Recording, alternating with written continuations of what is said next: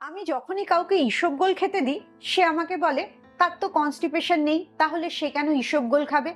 তার মানে এটা সবাই মনে করে ইসবগোলটা শুধু কনস্টিপেশনের জন্যই খেতে হয়।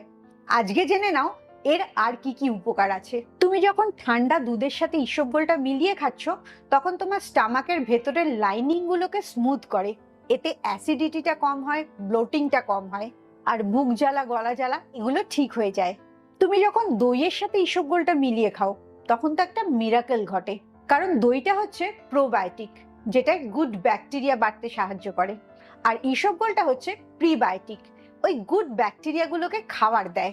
প্রিবায়োটিক আর প্রোবায়োটিক মিলে সিমবায়োটিক তৈরি হয়, আর এর রেজাল্টে তোমার হজমের সমস্যা ঠিক হয়ে যায়, পেট ফোলা ভাবটা কম হয়ে যায়, আর অ্যাসিডিটিও কমে। তুমি যদি লেবু জলের সাথে ইসবগোলটা মিশিয়ে খাও, তাহলে তোমার পেটটা অনেকক্ষণ ভর্তি থাকে, কারণ এর মধ্যে গুড কোয়ালিটি ফাইবার আছে।